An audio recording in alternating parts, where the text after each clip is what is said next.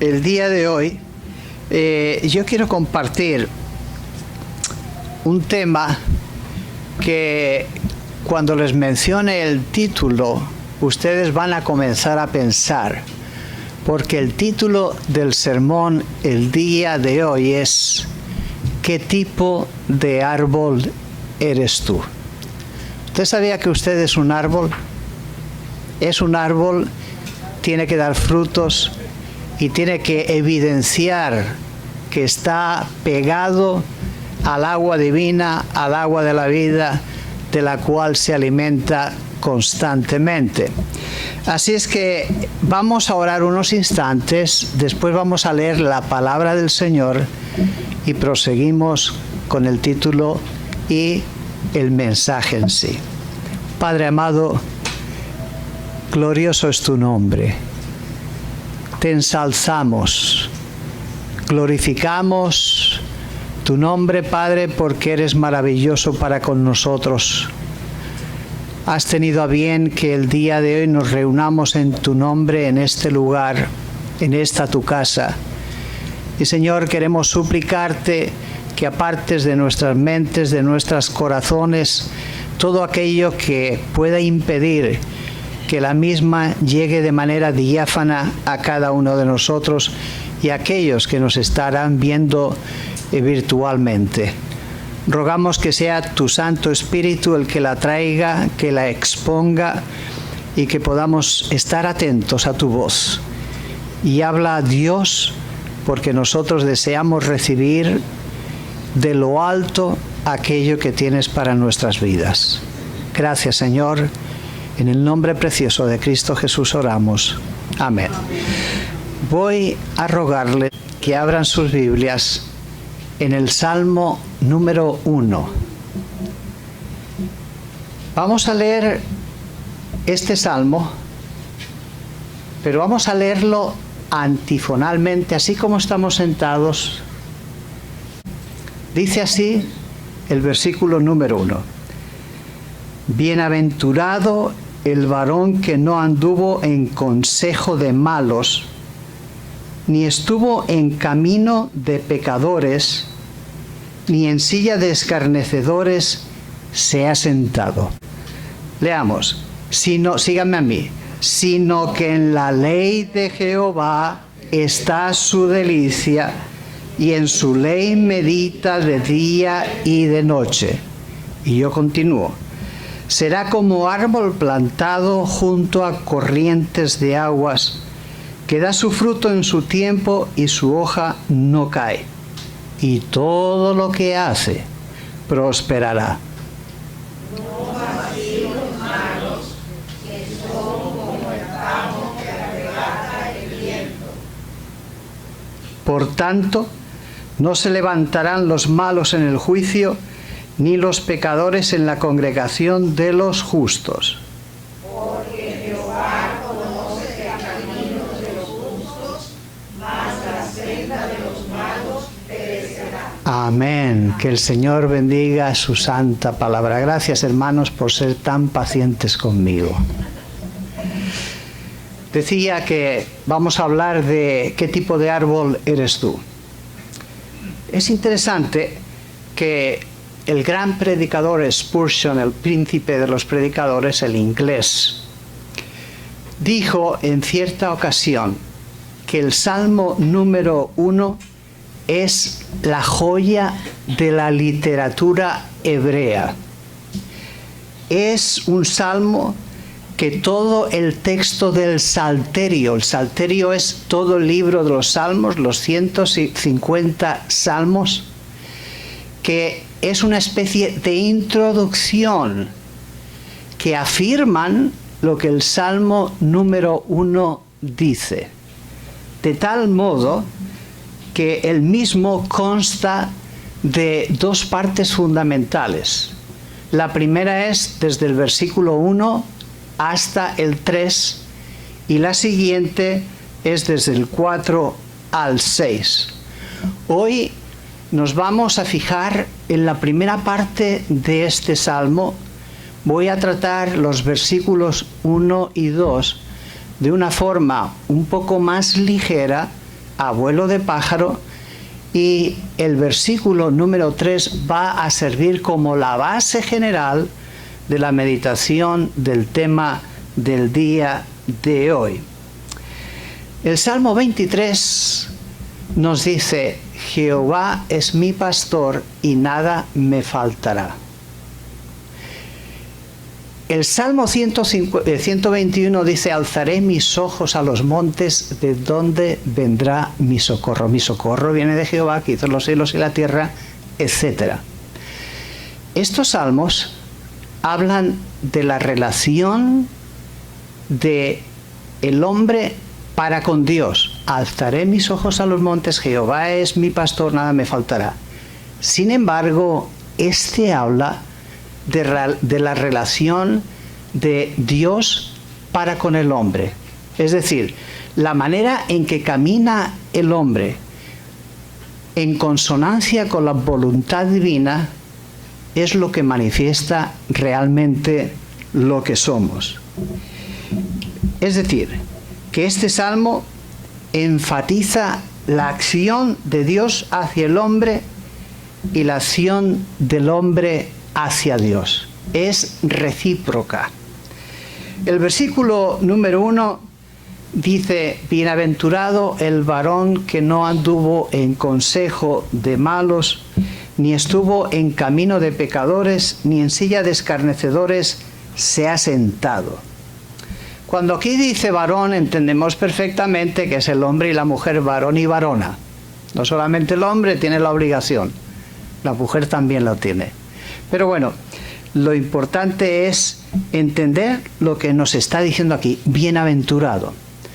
Cuando cogemos el libro de Mateo y analizamos los textos en el capítulo 5 del 3 al 11, nos damos cuenta que Jesús está emitiendo, está compartiendo el mensaje más leído de toda la Biblia, de la historia de la humanidad. Me refiero no al mensaje en cuanto a notificación, me refiero al sermón, el sermón del monte, el sermón de la montaña. Es el más conocido, es insuperable, porque tiene grandes verdades y porque quien lo estaba diciendo era el Dios encarnado que había venido a la tierra para dar su vida por nosotros. Entonces, precisamente en este sermón, Dios habla de las bienaventuranzas, como queriendo decir que todo lo que resume lo que puede obtener el hombre es la relación con Dios, que sea óptima, totalmente comprometida, totalmente entendida y totalmente vivida, y que en base a ello el ser humano va a ser dichoso, va a ser bienaventurado. Jesús sabía que los discípulos, de que aquellas personas que lo estaban escuchando iban a enfrentar muchas dificultades. Pero Él dice: no os preocupéis, porque si me seguís, seréis dichosos, seréis felices. Y eso es lo que afirma Romanos 8:31. ¿Qué pues diremos a esto? Dice el apóstol Pablo: si Dios es por nosotros, ¿quién contra nosotros? En otras palabras, si estamos al lado de Dios, Dios va a estar a nuestro lado y Él nos va a proteger y Él nos va a bendecir. Marcó la ruta de la dirección para que el ser humano encontrara la verdadera felicidad. Ser dichoso, ser feliz. Y es que el término bienaventurado en el original, al principio, significaba aquel estado único, fíjense, único, extraordinario, excelente de los dioses, que por ser divinos estaban por encima de todos y en consecuencia lo que tenían era superior a los demás. Entonces, cuando está diciendo el Señor, bienaventurados sois cuando por mi causa os persigan y digan mal de vosotros, está diciendo, lo vais a tener todo. No os preocupéis, yo estoy con vosotros todos los días hasta el fin del mundo. Así es que no hay vuelta de hoja. El salmista comienza a utilizar precisamente este término, bienaventurado. Y es precisamente porque utiliza uno de los adjetivos más hermosos que hay dentro de la experiencia cristiana, que es el de sentirse dichoso, feliz, esperanzado, contento, satisfecho, venturoso. Es una persona que en su interior no carece de absolutamente nada que le impida ser feliz, ser dichoso, ser bienaventurado. Dios dice que Él estará a nuestro lado constantemente, el Señor Jesucristo, y también por eso el salmista dice lo de bienaventurado. Y ahora dice que no anduvo en consejo de malos ni estuvo en camino de pecadores. ¿Por qué? Porque prefirió el camino angosto y estrecho que lleva a la vida eterna. No la puerta ancha a través de la cual pasan los pecadores porque quieren vivir la vida alejados totalmente de Dios y haciendo aquello que les parece bien y creen conveniente. No estuvo en camino de pecadores, ni en silla de escarnecedores se ha sentado. Es decir, en silla de ofensivos, de difamatorios, de burlones, de injuriosos. No se han sentado. Porque no nos corresponde a nosotros adoptar ciertas actitudes que censuran al ser humano, que censuran a aquel que está a nuestro lado, quitándole la responsabilidad a Dios, que es lo que tiene que hacer. Dice su delicia, el versículo número 2, dice, sino que en la ley de Jehová está su delicia, y en su ley medita de día y de noche. Es decir, en la revelación de su voluntad está su delicia. En hacer aquello que place al alma, que la hace fortalecerse, alimentarse. No hay nada más importante que dos elementos en la vida cristiana. Una es la oración y otro es la lectura de la palabra divina. Porque conforme vamos conociendo a Dios en su palabra, estamos conociendo al Dios de la palabra. Es la carta que Él nos ha escrito a nosotros. Nosotros debemos de conocerla cada día con mayor insistencia, desmenuzándola, entendiendo que nos habla en distintas circunstancias y en consecuencia, a pesar de que leamos un pasaje, muchas veces nos habla, nos comunica distintas cosas. No hay sustituto para la palabra del Señor.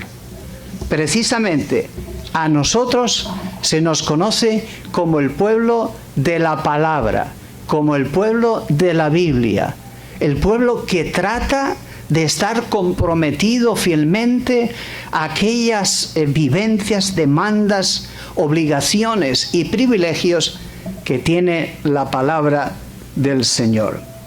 Y la palabra hebrea meditar aquí significa algo muy interesante.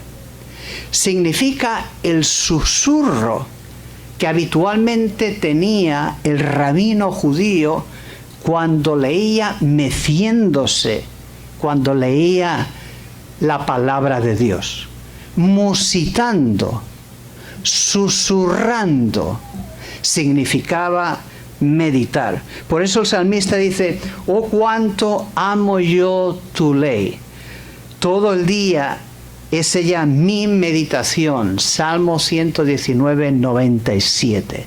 Todo el día es ella mi meditación. Entonces, el resultado de todo esto es lo que nos dice el versículo Número 3. Será como árbol plantado junto a corrientes de agua que da su fruto en su tiempo y su hoja no cae. Y fíjense ustedes, todo lo que hace prosperará. Todo lo que hace prosperará. Es interesante ver el significado de los árboles en la Biblia. Ya en el huerto del Edén encontramos árboles, pero dos de ellos significativos. Uno es el árbol de la vida y el otro el de la ciencia del bien y del mal. Y a partir de ahí se nos habla también de que Cristo vendrá del tronco de la raíz de David. Isaías 12, 1 y 2 dice: saldrá una vara del tronco de Isaí y un vástago retoñará de sus raíces, y reposará sobre él el espíritu de Jehová, espíritu de sabiduría, de inteligencia, espíritu de consejo y de poder, espíritu de conocimiento y de temor de Jehová.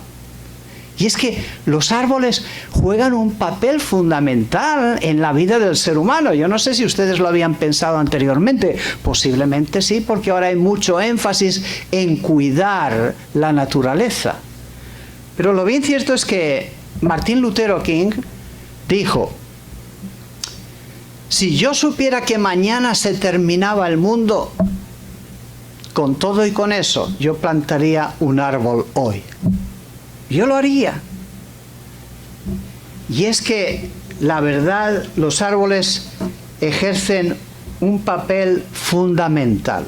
Miren ustedes, seguramente todos los que estamos aquí tenemos recuerdos hermosos de nuestra niñez o adolescencia, de los lugares donde nos criamos, pero de donde yo nací, me crié. Cuando salíamos del patio de la casa para ir a la calle, enfrente había una palmera enorme, preciosa, que era lo primero que yo veía todos los días. Y yo me crié en una ciudad, la tercera capital de España. No es una ciudad pequeñita, es una ciudad con un tamaño considerable, no es un pueblo. Pero allí había una palmera. Era alta, esbelta, bella, tenía lozanía y me miraba inclusive como con una apariencia majestuosa. Se erguía casi presumiendo de su primor y belleza. Y cuando yo veo algunas palmeras y me acuerdo de aquella, tengo una sensación de nostalgia que me hace revivir momentos memorables durante la niñez. Y estoy convencido que la mayoría de ustedes tienen ese sentimiento. Bueno, el salmista utiliza la figura de un árbol para ilustrar la vida de la persona que ama a Dios, que camina fielmente con Él. Será un árbol frondoso, un árbol bello, un árbol fuerte, un árbol que admira a los demás y, por supuesto, un árbol que da sombra y da oxígeno también a otros. Y no solamente eso, sino que será un árbol que, por estar junto a corrientes de agua, da fruto y su hoja no cae. Acuérdense de la declaración de Juan 15:5. Yo soy la vid y vosotros los pámpanos. En consecuencia, el que permanece en mí y yo en él, este lleva mucho fruto, porque separado de mí nada podéis hacer. Las corrientes de agua que menciona el salmista es la corriente que alimenta, es la corriente que le da la vida al árbol, es la corriente que le ayuda a estar vistoso, hermoso. ¿Saben por qué? Porque está plantado en el lugar oportuno, está en el terreno adecuado y en consecuencia puede crecer y puede ser un árbol fértil porque está situado de una manera increíble. Una de las curiosidades de los árboles es que son leyendas vivas de la humanidad.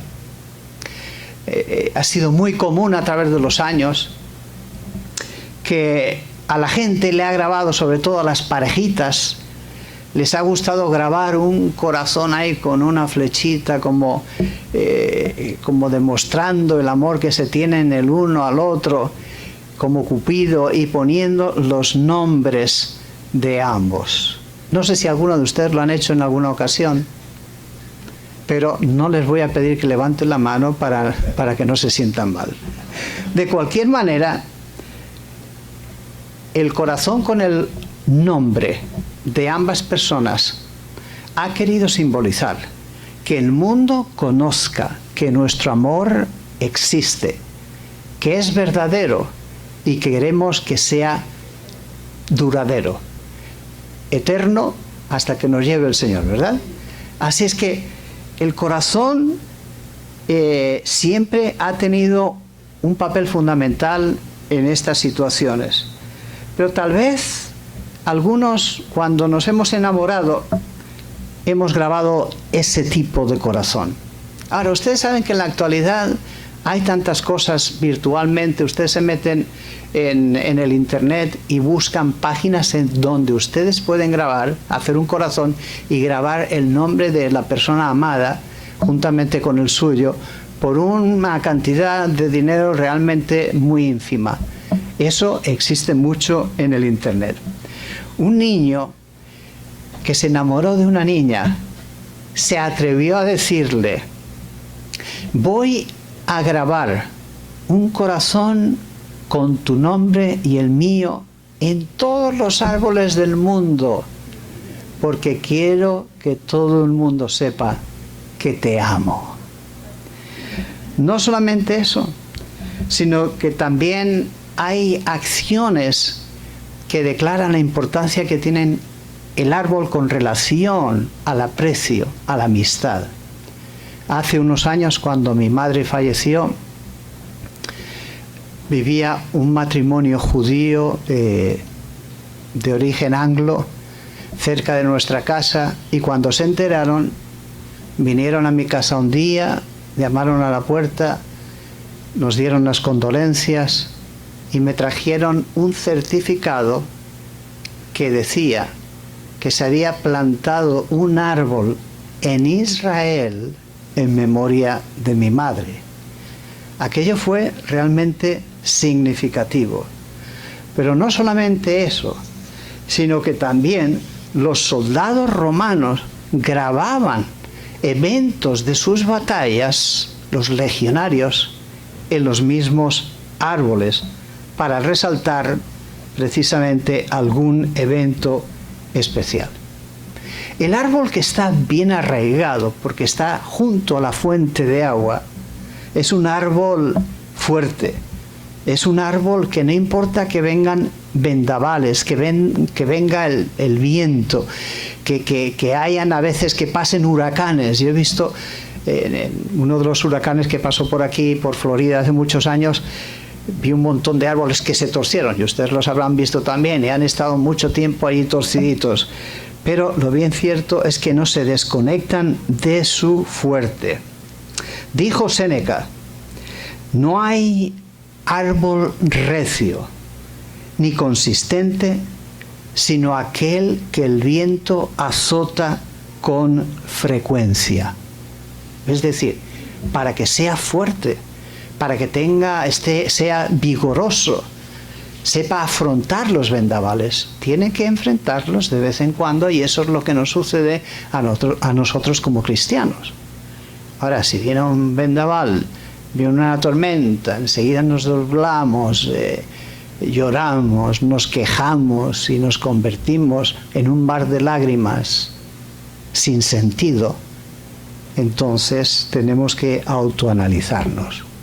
Me acuerdo que hace unos años mi hijo quería cortar un árbol grande que había en el patio de su casa, y muy decididamente hizo los arreglos, cortó el árbol, era grande, le ayudaron a cortarlo, pero con el ánimo de que no creciera más, lo hizo hasta lo raso del suelo, comenzó a hacer un hoyo grande, con mucha hacha y con mucha sierra quitó muchas raíces, y para asegurarse que no crecía más, hizo una fogata en aquel lugar para que las raíces no crecieran.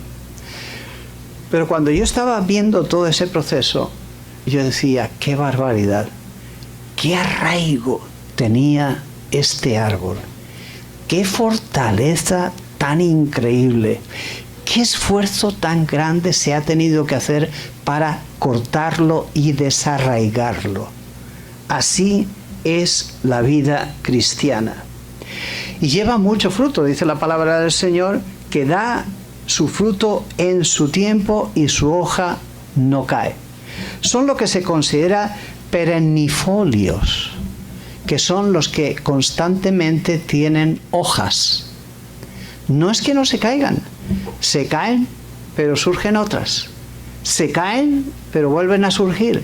Y así sucesivamente siempre está vestida toda aquella ramificación hasta la copa, porque es un árbol que se renueva.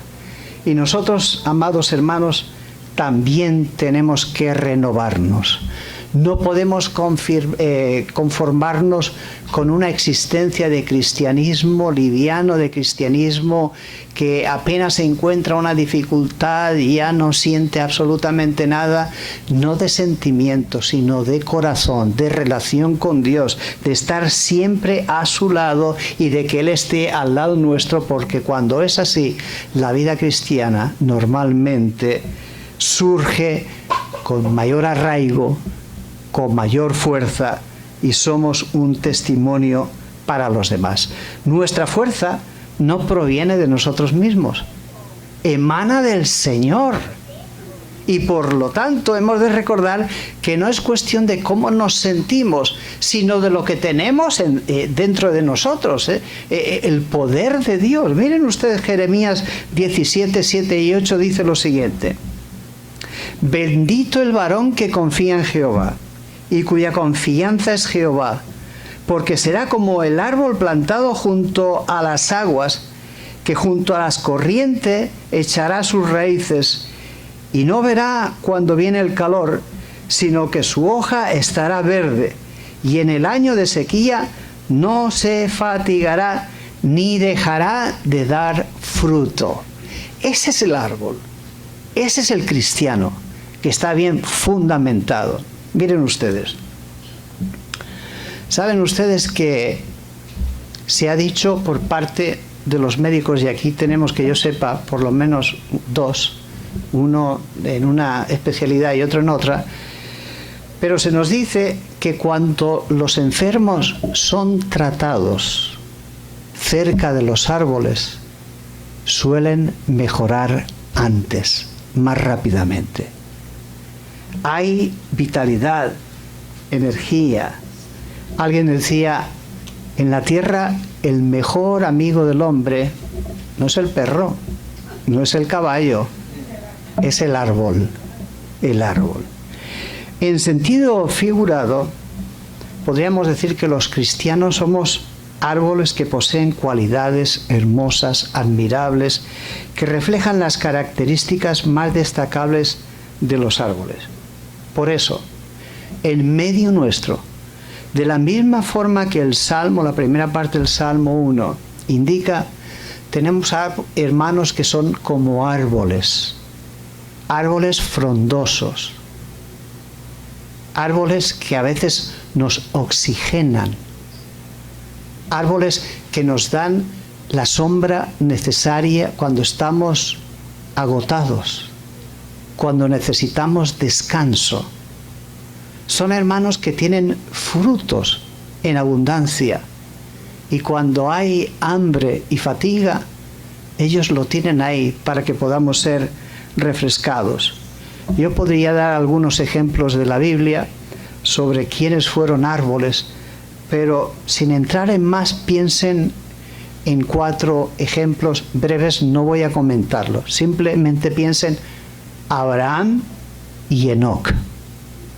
Abraham salvó prácticamente a Enoc cuando había sido apresado por los enemigos, después de que le dijo, mira, habían tenido problemas y demás, y dijeron, no podemos estar juntos con nuestros ganados, nuestra gente, tienen problemas. Y Abraham le dijo a Lot, mira, estamos aquí, escoge lo que quieras, lo que tú quieras, lo mejor. Y él escogió la llanura del Jordán, y allí estaba Sodoma y Gomorra. Elías y Eliseo. Eliseo estaba con yuntas de bueyes, trabajando, y pasó por allí Elías y le echó el manto, y Dios lo llamó para que fuera su ayudante y para que después lo sustituyera en su labor profética. David y Jonatán se sintieron tan unidos que sus almas, dice literalmente la Biblia, que sus almas fueron unidas, sin lugar a dudas, ligadas, y se juraron amistad incondicional, y así fue. Pablo a Timoteo. Pablo le llama a Timoteo en 2 de Timoteo 1:2. Timoteo, hijo mío. A Timoteo, amado hijo. Esos son los árboles que tenemos en nuestra congregación. Esos son algunos ejemplos más notables o notorios de la palabra del Señor. Vivimos en el estado de Florida con muchísimos árboles, muchísimos. Nosotros tratamos de acercarnos a ellos. En casa, nosotros tenemos en la entrada de casa y en el patio de casa algunas palmeras, y qué bonito es verlas y ver que están erguidas, están allí frente a nosotros ofreciendo sombra, oxígeno, frescura. Por eso, ¿qué tipo de árbol eres tú? ¿Eres un árbol plantado junto a corrientes de agua? ¿O eres el árbol como la higuera que el Señor secó porque no daba fruto? Y todo lo que hace, dice la última parte del versículo 3, todo lo que hace prosperará, que es la conclusión hermosísima de este concepto. Cuando des fruto como árbol arraigado en el Señor, te va a suceder lo que le ocurrió a José. Escucha lo que dice Génesis 39, 2 y 3. Mas Jehová estaba con José, y fue varón próspero, y estaba en la casa de su amo el egipcio. Y vio su amo que Jehová estaba con él, y que todo lo que él hacía, Jehová lo hacía prosperar en su mano. Todo. ¿Qué tipo de árbol eres tú? ¿Llevas fruto en abundancia? ¿O eres un árbol medio seco?